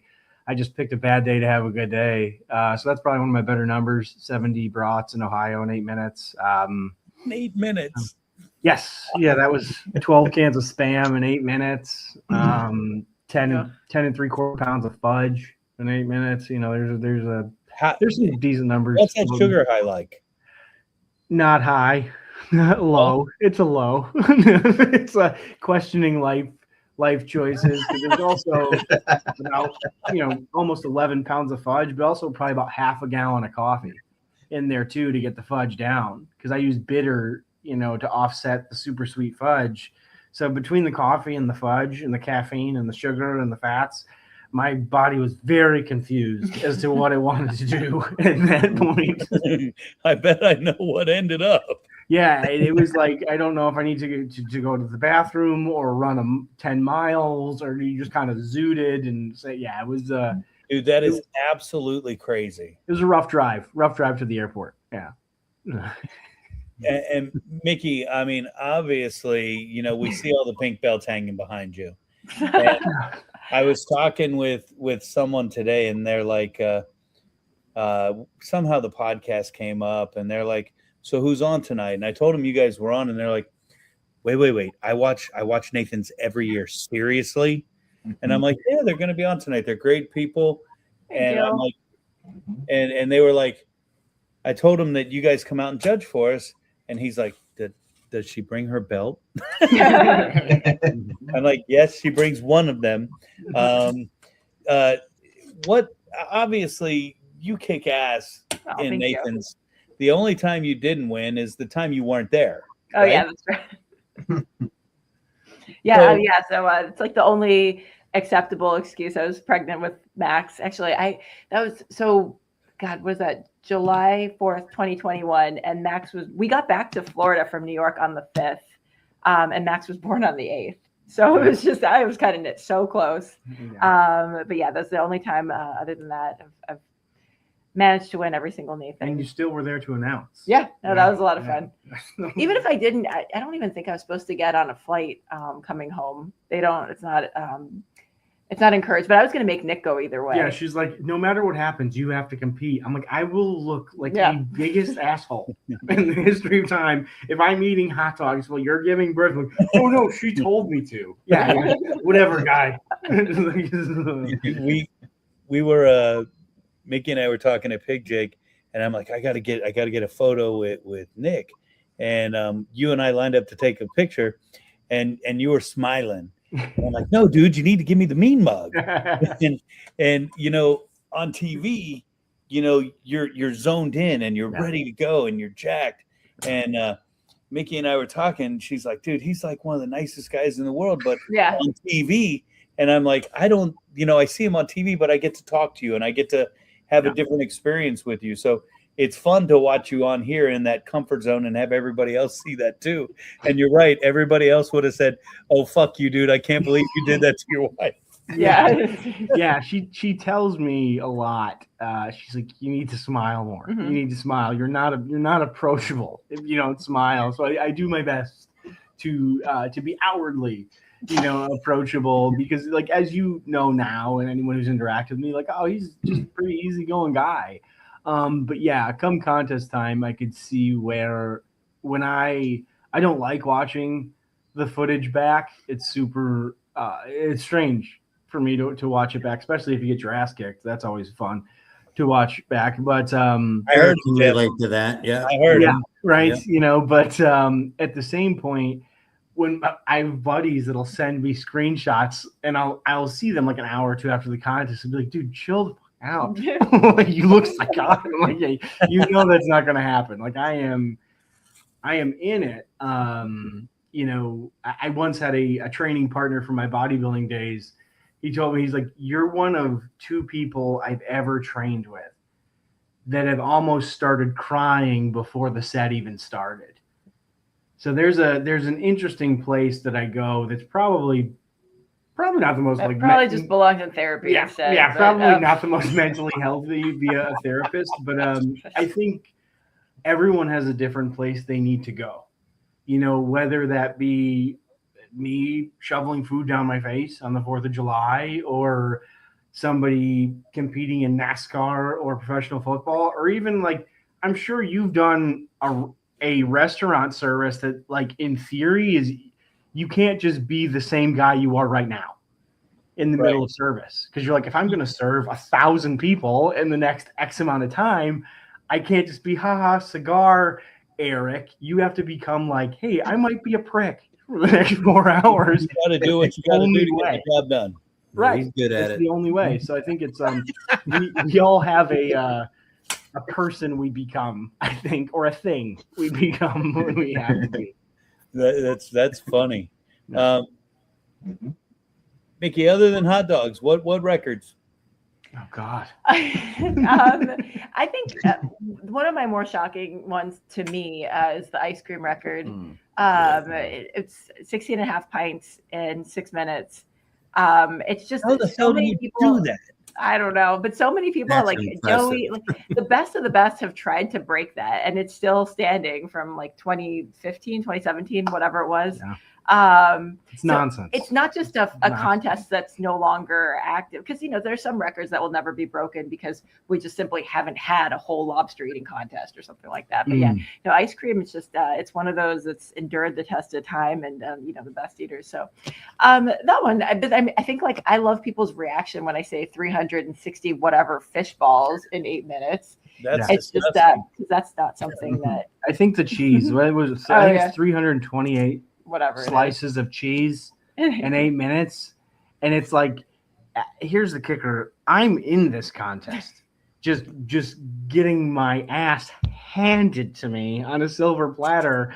I think I did like 249 or something in that same 8 minutes, and one of our good friends is MC for the contest, and even talking to him, he's like, "Oh yeah, bud, like she was kicking all your asses." Like I could even see it. He's like, normally we have a reasonable idea. He's like, but I was thinking to myself like, "God, this is yeah." She kind of took us all to the woodshed in that contest. That before the contest, she's like, "Oh, this is going to be your contest to win. This is probably going to be your contest to win." Just lulling me into a full sense of Well, security. I didn't know what the consistency was going to be like. I thought it was going to be like eating blocks of cheese, but it was more You like just consistently beat the piss out of us. it was like what are the cellophane cheeses? It wasn't Similar. that, That's the most. but it was similar. like that. It was like the cellophane cheese. It just like Kraft like- singles. yeah, exactly. Think Kraft singles but they had stacked them in stacks of 80. Yeah. So she did roughly 4+ stacks of 80. As I'm Yeah. looking over at the plates and just like, oh, okay, well, I don't even want to call myself a professional anymore. I just want to cry. I want to tell you guys this. I consider you both my friends, and I love you. I love watching your family, but that's just fucking disgusting. Oh yeah, I mean between Yes. cellophane cheese and fish balls, I mean we've had some gourmet experiences. Oh my gosh. Yeah, That people is- eat hot dogs with I don't know. What flavor was the ice cream? Yeah. Just vanilla, but it was really rich, full fat. I forgot That'd the probably br- make it easier than Yeah. if it was any of the I low honestly fat the stuff, the brand I don't think was a big sponsor, so because otherwise I would have told you, oh, it was blah blah blah blah blah. But yeah, no, it was just the Indiana State Fair ice cream eating contest. Like they didn't push the brand, so I actually don't know exactly what it was. But it was airy and it was a really hot day, so it was almost like milkshake consistency. Not milkshake. Like what is it, like the stuff where you can like take a huge scoop on your spoon and it stays. Like It's a not blizzard. milking off, like a blizzard. but it's not Like dense Jameson and hard. Blizzard, It was yeah. just like perfect. Maybe I mean, yeah, there are a What's lot of that things. ice cream headache like? That one wasn't too bad, but I think with 2 gallons of ice cream in you, like it felt like my insides were experiencing hypothermia. So She was like 15% ice cream. it was kind of I was more afraid. She was than I like she was uncomfortable. more ice cream than Eastern European in that moment. So I was It's just I because you're always like in this uncharted territory. Like I don't know if this is I don't know how my body's gonna handle this. So That's a large part of our life mhm. is uncharted territory. Sometimes I was just at the orthopedic spine specialist and we were talking about something. I'm like, hey, so fun question. And that we have to preface a lot of our questions at doctor's appointments and things like, so how is this going to affect, let's just say completely hypothetically, I wanted to eat 70 bratwursts in 8 minutes. And then they kind of look at you and like, Yeah. like, well, I've never had that question before. Like, yeah, well, now you have. So And right away they're like, we need to check your cholesterol. Let's yeah, run exactly. Or they're like, we need to check you into the loony bin because that's the most absurd question I've ever heard.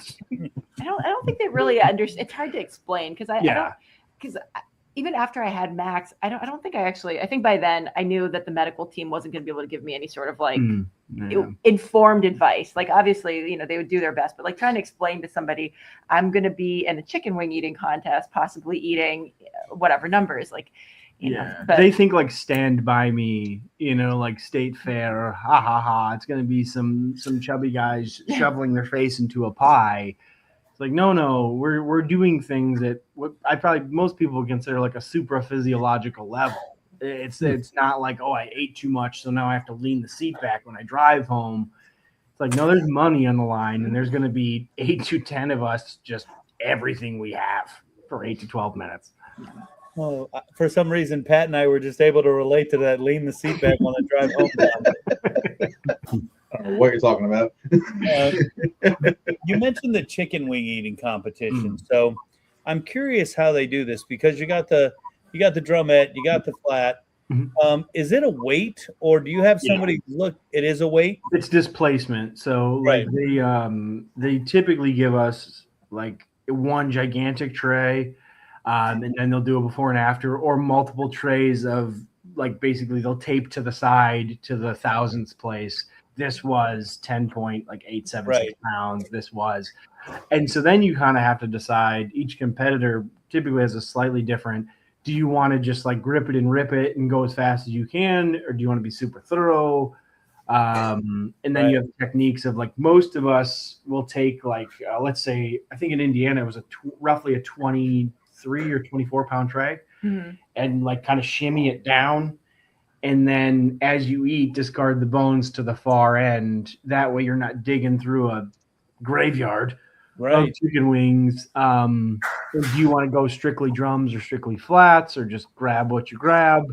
So there's a interesting amount of technique. Chicken wings, would you do drummy over flat, Nick? So I've done it different depending on the contest. Like this past contest, they were Ale Emporium. There's a handful of locations out in Indiana, and it was the Hermanaki wing. So think like a pretty good, not overly sweet teriyaki we should sauce. Share some with him. Yeah, no, actually, we do have some. Yeah, left. we still they have sent extra... us some. So next time we see you, I won't complain about that. Yeah, we have to get you, but think like a not overly sweet teriyaki sauce, because I think a lot of times that does get a little sweet, but not overly sweet, with a really nice like white, black, and red pepper finish on the back end. So it's got some spices, I guess spice, but not like not heat. Not in the sense of like buffalo heat, but just like a peppery finish. Really good sauce, which made it easier, and not overly sauced. These weren't soup. Sometimes you get wings and it's like it's more like a stew. But they had done really well. So I'm like, I'm gonna go. These are gonna be kind of sticky because they cook them, sauce them, cook them again. So the sauce really kind of sticks. I'm gonna go straight flats, basically, at least to start. And I kind of did that. And that allows you to go pretty fast because those go with the fat content. You can pretty much just swallow them. Once you rip them, you pretty much just swallow it without liquid or as much liquid, but it's less weight than if you were going drums. Obviously, drums, it's probably 50% more weight almost per drum. And that's where I think, Joey kind of pulled away. So Joey got first, I got second, she got third, but most of the time I just go with what I pick up, but this time I tried to go straight flats. How can we get that dude out of the game? How can we get him out of the mix? Just Nancy Kerrigan, somehow. But no, that was a fun one at the Big Ten Championship. He also had the home court advantage because he lives in Indiana. He could just go over to the restaurant every day and just eat the same I think wings. he said he did one practice. He is full of shit. He did one that morning. Yeah. So if I had the home sponsor with a bunch of locations within 10, 15 minutes, I'm going to do way more than one practice. I can tell you that. I don't know what that would be for Tampa, but yeah. Yeah, it'd probably be if we did like more of a Cuban sandwich-esque stuff or something like that, So. Almost like trying a Domino's pizza before you got no Domino's pizza. Yeah, because like everybody who's had pizza Pay knows, attention, like, Eric. that's going to be like, the Domino's pizza is going to be more airy and kind of chewy and thick than if you're going to like a, thin crust or something like that. So but the wings personally, I don't have a huge now in casual day-to-day eating, that's tough because I like crispy wings. I don't like them too floppily. Like I like them pretty well done, a little bit crispy. So I think sometimes the drummies can get a little bit more crisp on them. I like the flats. I feel like they have more fat and skin, and if they're done well. Yeah. I don't think they're done well too much. In competition, Mickey, do you go for the flat before you go for the drummy? Yeah, because typically, guys, typically the wings that we get have a kind of a crust to them. They're a little bit sharp. So because you get more meat with the drums, it's just harder to swallow large pieces because they're scratchy. Yeah, I mean, fat content. in hindsight, this would have been a really good contest to take advantage of like the larger drums because it was, softer with the, with fewer sharp edges. But yeah, so I made the wrong call for this one, and I paid. But yeah, On a small what's the smallest competition we do? smaller. As far as like Like Well- your competitive eating, you go do eats all over the country. I'm curious.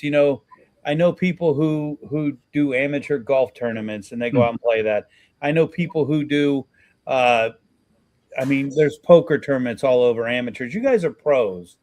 What is a winning purse at a I don't know, an entry level competition? Oh, that's tough. It's going to be because like some of them have large charitable components attached to them too. So obviously, I think sometimes if you're going to have the large charitable, then the purse isn't as big of a draw. Right. Of course, because you're there to raise money. Ultimately the purse is just kind of a bonus and what have you. So I'm just trying to think but like. Remember, like back in the day, you would just like go do a restaurant challenge just for the free meal. Yeah, you would. Yeah, I feel like I'm not above that. If that's what you're asking. Somebody told me there's like a 5-foot hot dog, maybe you get 5-foot long hot dogs or something in Orlando, and I think I don't know. I think you get like $75. Yeah, I would still do that. Yeah, those things, but because the purses are obviously going to vary and stuff like that, But yeah, we've done everything from when I very first started. There are restaurant challenges that still exist to this day that it's a pay to play is what we would call it. So like you still pay for it if you finish. You get like a free T-shirt. Now, I don't know if I'm still doing that. It's gonna have to be a pretty cool T-shirt. If I'm going there still paying to eat 7 pounds of burgers and cheese or something, but most of the time those are going to be like 1 or 2 pounds and a little bit smaller on the smaller end. There was a $28 burger challenge at the airport, which started to feel like a good deal. We didn't do it. But I'm like, close. An airport burger is probably going to cost you $28 anyway. Yeah, Quest bar costs you $28 at the I airport. paid $6.30 for a Celsius at the airport the other day. So anyway, but yeah, I don't know. Yeah, there's a good amount of variance, but it ultimately depends. We're tracking. I was thinking, we track the barbecue competitions, and at the local qualifiers, you're lucky if you're taking home $1,000. Right. You're lucky. But then you go up to you're at the Royal and you're taking home bank. So kind of along the same lines as you go higher and higher, the purse. Yeah.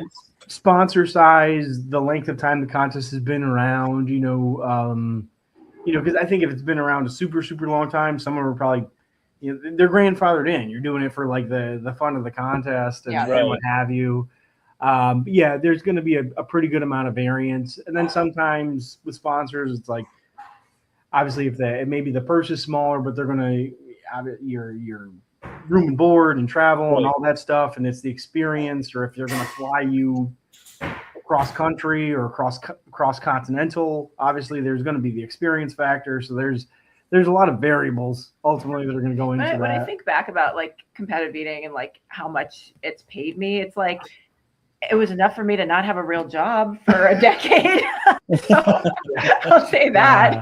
But now that we have a kid, it's like, all right, that's why I'm back in school for dental hygiene. It's just like, all right, I can't do this forever, and it's not going to support family. I'm going to beg to differ. I see the belts behind you. I think you could do this for quite some time. It's probably the could and want, ultimately. I think it's going to be, we were actually just talking about this in Indiana. I thought you were talking about me complaining about having to have a real job. Well, the complaining part, that happens. But I would just say, like we were talking in Indiana before the contest, we're in the convention center in this case, right outside of the Big Ten championship game next to Lucas Oil Stadium, the Indiana-Ohio State game. and I was fitting right in with this, of Right. course. But I get anxious still, like super anxious, and that line between anxiety and excitement is like so fine, and if you can harness it. And I think people ask us all the time, like, how long are you going to do it, or how long do you plan on doing it?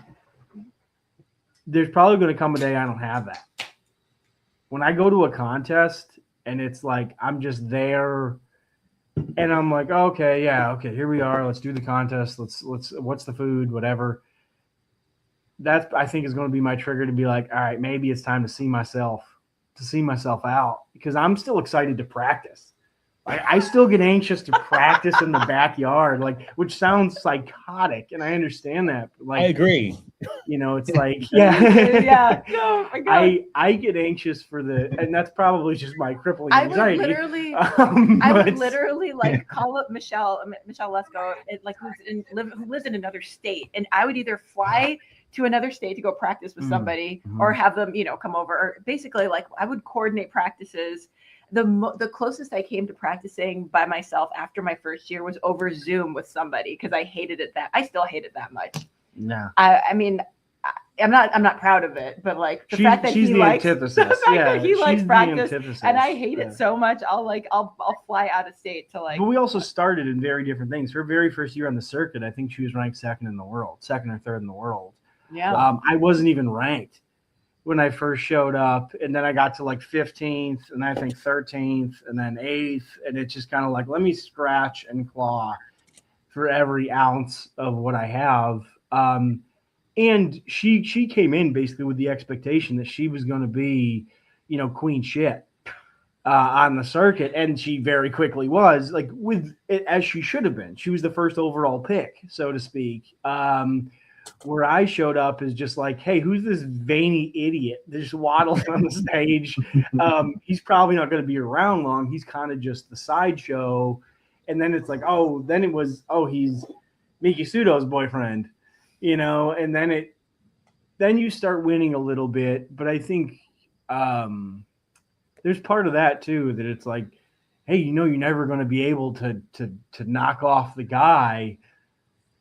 I will, every fiber of my being, shy of being a husband and father, will go into knocking off the guy. And if it's physically possible for me to do it, you can take that shit to the bank.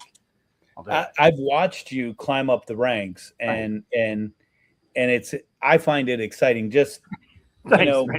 it doesn't matter what sport it is. I mean, right now you're the underdog, and to watch the underdog keep climbing, that's as fun as watching, the champion hold on to her belt. It's equally the same excitement.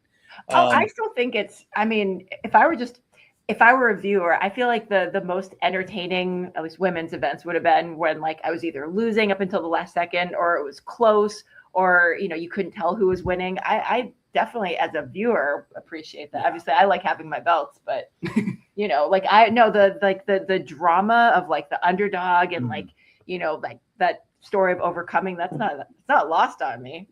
I just Yeah. So yeah. No, I get it. Yeah. Mickey, you want to squash everybody. Yeah. Oh, she wants to just fucking bury Yeah, I him, do. But like when it's all over, and like I mean, to be honest, I don't care if I win by half a hot dog or whatever COVID year was, like 25 and a half hot dogs. Yeah. I mean, it was more than that. I think There's a lot. it was a lot, but I mean, because like a win is a win, and frankly, nobody's going to remember that other than me the next day. But I think as soon as the contest is over, I really do appreciate what it made for good TV. Like my favorite year is when Sonia was beating me with only 2 minutes to go. Oh, dude, I can't watch Packers games Because I'm getting this is so such a pissed. good game. She's like, isn't this fun? It's so I'm like, exciting. Dude, I mean, like, I hate to say it, like, I it's mean, like, everybody's trying so hard. The game's so close. yeah, I'm it's like, so close. I would rather be 49-0. Yeah, Nick, no, you could just be a Jets fan, and then you wouldn't have to worry about any of it at all. Yeah, I'll see myself out. See you tomorrow. Yeah, if that was the case, like, why not just read like the text updates of the game? Like, what's the I don't point? know. I don't know because I live for the misery of watching them lose in the Like, playoffs. you know, you could just the same thing. You could just Playoffs, like what's that? tune in, like at 12:59. Oh, P.S. Joey Chestnut won again, and that would be. But I think it's more exciting to see all the drama. It is unfold. when I'm in it. Yeah, it is definitely is when I'm in it, especially like when nobody expects it. And I think I'm coming more and more to appreciate. Like my oldest, my daughter is 10. She's about to be 11. She just went to like all of New England's in the cheerleading championship, right? So it's like round after round they kept winning. And when they finally took an L, they got fourth in all in New England. That was tough.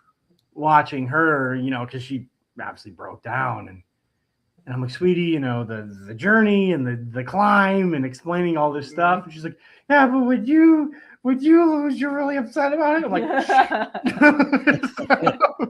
but I'm like, but sweetie, the thing is, like, exactly.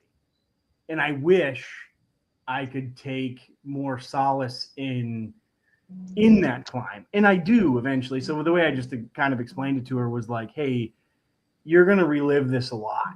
This fourth you just took, every time you do, if you're thinking about 50 separate things you could have done differently, each time add in one more, hey, but my teammates and I came this far. Or do you remember that time in practice that we did this? Because I have, to an extent, gotten better at thinking about, like, dude, some of the most fun I've had in a psychotic way was like, I'm in the backyard I remember having 60 hot dogs and buns in me for the very first time, which is a really weird thing to say out loud. But like, there's 60 hot dogs and buns, a couple 29 ounce of Gatorades, and God knows how much dunking liquid.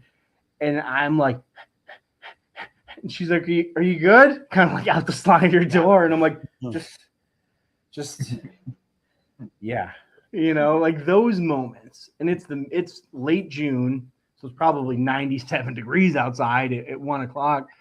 There's a strange sense of like, how many people can fucking say that ever got to that point? Like, how psychotic do you have to be? Like, I'm not getting paid right now. I'm just doing this in the backyard. We're answering that question right now. Yeah. How psychotic you have to be. Yeah. I think it's, but there's a really strange,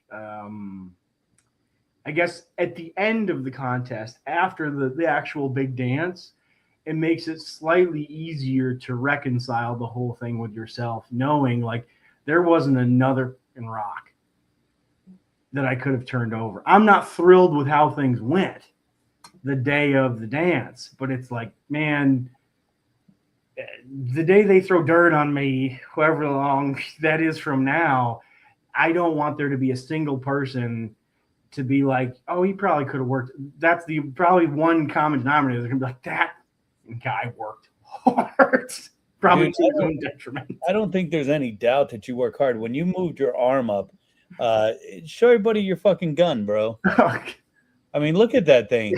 Yeah, there it is.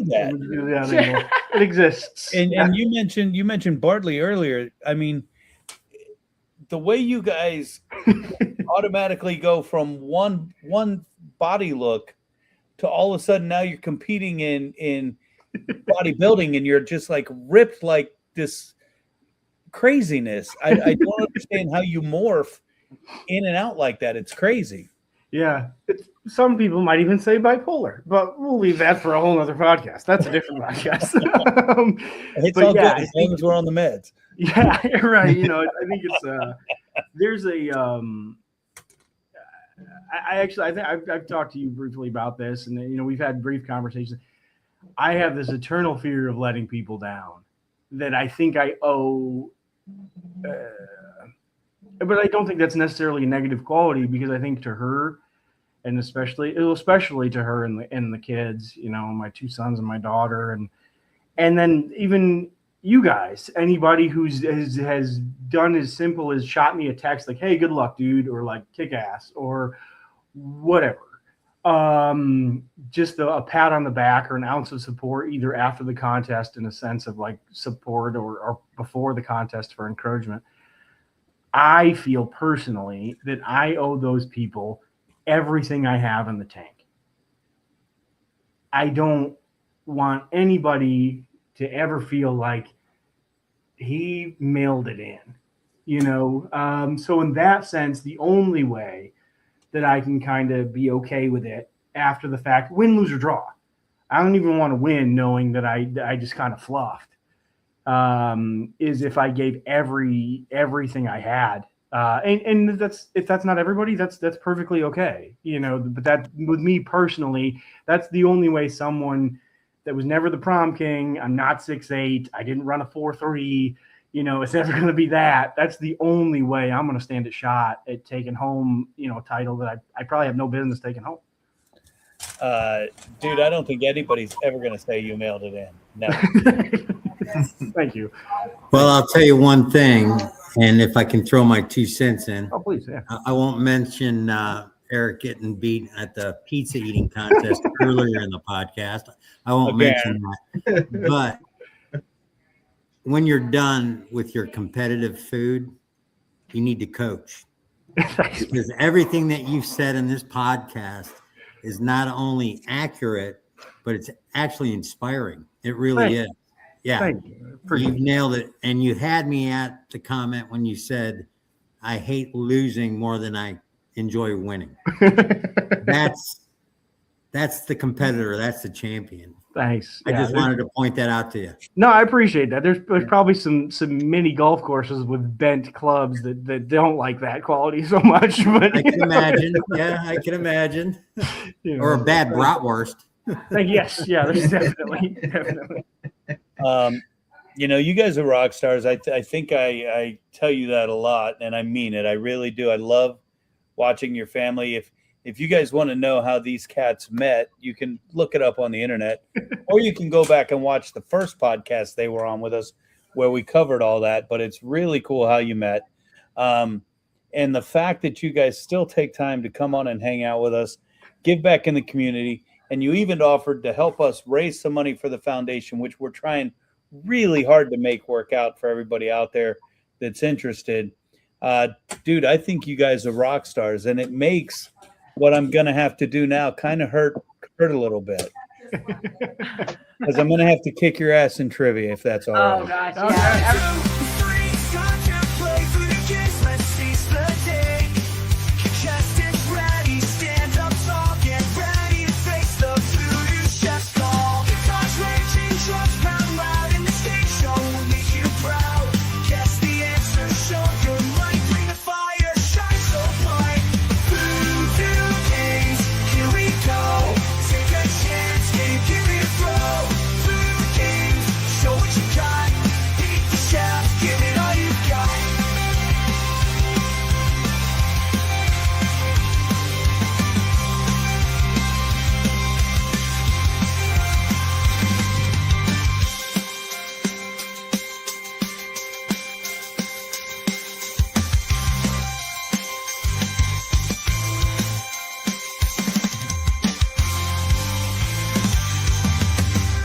Voodoo kings, here we go. Take a chance, give it a throw. Voodoo kings, show what you got. Beat the chef, give it all you've got.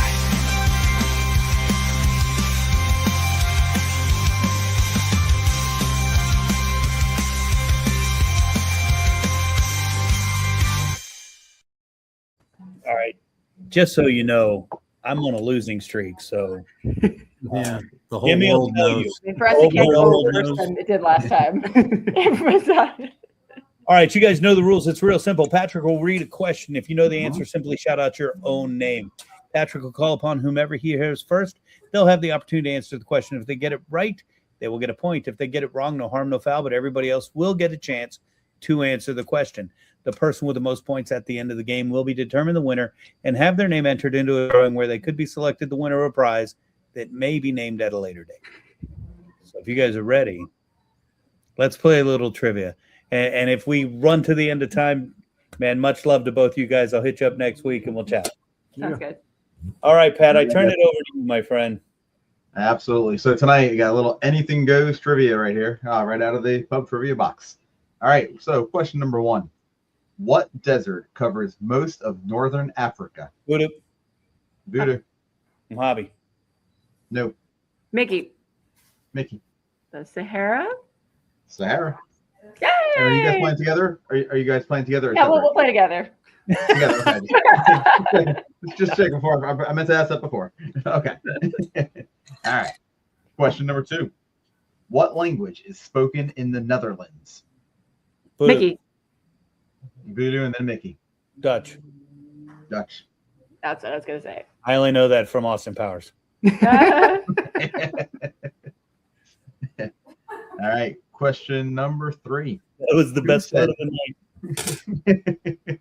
Who said, "I don't design clothes, I design dreams"? Nick, Nick. is it Ralph Lauren? It is. What? Yeah, that guy. It. Fashion question? I removed that from my small intestine. Fashion question? Oh, if my brother's watching, I'm dead. He works for Ralph Lauren. Yeah. My little brother would probably be screaming right now. Oh my god. That was not They were even like in recording, my huh? first 3 guesses. Wanted to let everybody know how I'm losing. We just expect it tonight. Yeah, right. All right. With question number 4: in what decade was Hershey's Chocolate Company founded? Voodoo, Voodoo. tens. No. Cans. Mickey, Mickey. the 30s. Nope. Jimmy. Jimmy. 20s. No. Correct answer was actually 1890s, 1894 to be exact. Oh god. Wow. I feel like some of No our points Pennsylvania friends could have told us that. No Yeah. points there. That's all right. Good question. All right. Quick score update here. 2 points for Mickey and Nick, and 1 point Voodoo. And Thanks, Jimmy, your Pat. mic does work. So good job. Okay. Question number Jim- 5. You're welcome. Jimmy, did I mention we're Okay. serving? All right. Here we go, Patrick. All right. Yeah. Did I mention we're serving? And then the layups. All right. We're serving all chicken at the Epicurean. Perfect. Perfect. All right. Question number 5. If you were born on May 24th, what is your astrological sign? Jimmy. Jimmy. Gemini. Gemini. Look at that. Wow. Got me there. Yeah, no. Yeah. It's your birthday in May, Jimmy. No, my asshole brother's is. He's born on the 23rd. There you go. Yeah. Of course, against Gemini, it's been that way my whole life. All right. Question number 6. What branch of math is the study of the rates of change? Study of the Jimmy? rates of change. Jimmy. What is physics? Not correct. Study Voodoo. of Voodoo. Calculus. Calculus is the answer. Oh. That would be Take it. you a while to Google that one, chef. That's like faith. I have a coach helping me. All right. So we got 2 points, Voodoo. 2 points, Mickey, Jimmy. 1 point. I'm sorry, Mickey, Nick. 1 point, Jimmy. With question number 7. What is the highest hand in poker? Voodoo. Oh. Voodoo. Royal flush. Thanks, Jimmy. Real flush. And Jimmy, that was a softball for you there. Hey, since we're talking about poker, Jimmy, let's talk about the Steve Pena Memorial Poker Tournament real quick, happening in February. February 1st. It's a dead weekend for most people. It's the weekend between AFC and FC champions and the Super Bowl. So it's usually a dead weekend, not a lot going on, other than maybe Gasparilla on Saturday. I'm not sure this year, but oftentimes it's Gasparilla is on the Gasparilla 31st. weekend. Okay. So it lines up with Gasparilla. If anybody has enough energy left, it's a great turnout. It's a great charity, and it's a good time. And you don't have to be a hardcore poker player. If you like just to sit down, shoot the shit, have a good time, meet a wide variety of people, it's a good afternoon. it's an amazing time, and we have been gracious enough to be named the benefactor. Thank you very much for that. Second year in a Absolutely. row, and it's a great time. It's a great weekend, and you can come party on the Gasparilla Float with us on Saturday, and then join us at the poker tournament on Sunday. And Nick and Mickey, I hope we see you two along with Max in the children's Gasparilla Parade on our float. You have an open invitation. Thank you. I turn it back over to you, Pat. All right. So question number 8. In what decade was the Empire State Building completed? Voodoo, Voodoo. 40s. Not correct. Fuck. Empire State Building. What decade was it completed? Nick, Nick. 50s? Nope. Jimmy, Jimmy, you got to. What do you got, 20s? Jimmy? 20s? No, man, you got dancing around it. No, 30s. 1931. 1931. Nope. It's going all around that one. Okay. All right. No harm, no foul. Question number 9. Closest to without going over. So for this, everybody's going to have a chance to give me a number here. And closest to without going over will be the point. Price is How right. old? All right. How old was the youngest Nobel Prize winner when he won the award? So I'll go Voodoo first. Give me your guess. Closest to without going over. Closest to without going over. 12. Okay. Jimmy, what's your guess? Oh, we get one, yes. Yeah. Ooh. So they get to go last. Great. Thanks, Patrick. You're welcome. You're just next on my little spreadsheet here. And that was a Nobel Peace Prize. I'd say 17. 17. Oh, Okay. Do you want to go 13 or 18? Let's just go 18. Okay, 18. You guys are going 18. All right. Closest to without going over is 18. The correct answer was 25. Oh. 25. We just watched a lot of Prices Right. Yeah. Yeah, I got priced as right on that one. I swore you were saying Nick got me 13. on that one. I swore you were saying 13, and I was going to be, you're such an ass. All right. So that actually goes into, now we're going into question 10. We have a tie. 3 points, Voodoo. 3 points, Nick and Mickey. And Jimmy, you're still hanging on with 1 point. No, I'm pretty sure you're not. All right, so with question number 10 right here. Where is it at? All right. The Jewish candle holder called the menorah is associated with what holiday? Voodoo. Mickey. Voodoo. Ah. That would be Hanukkah. That would be correct. I thought you were going to ask us to name the menorah. I'm like, I know that. I thought he was going to ask how many candles Yeah, were in the candles. menorah. 8. And I would have had to gone back to Adam Sandler for that. But don't worry, I'm going to enter your name into the drawing where you could Aw, be thank selected you. the winner of a I'm happy prize we that didn't may lose be named miserably at a like later date. Last time. Guys, I can't thank you guys enough for coming in. I think you guys are rock stars from Pat, Jimmy, and Ed, who's not here tonight. Just much love and keep rocking what you do. I love that you support the foundation. And I look forward to a time to where we get to have that competition hosted by Voodoo Chef Foundation with you guys sitting front row just kicking everybody's ass. Thank you. No, seriously, thank you so much for having us. It's always fun to come on. Always fun to see you guys just shoot the shit No, with you guys are amazing for all that you do. Thanks for having us. And Keep figuring out different little ways, any way we can integrate, help you guys out. We're more than happy to do it and fit it in amongst our ridiculous schedule or site to kind of play along. Well, you know what? I think we're going to find it out sooner than later because it excites me, and I'm trying to figure out ways to make it happen. Like I told you, I've even communicated with MLE to try and figure out how we can create a sanctioned event to make it happen on an even bigger scale. Yeah, So that would be super cool. yeah, definitely. Hey, much love until next time, guys. Peace and love to everybody out there. guys, What's Going on, Voodies? It's your boy. Let's try it again because I really suck. Peace and love.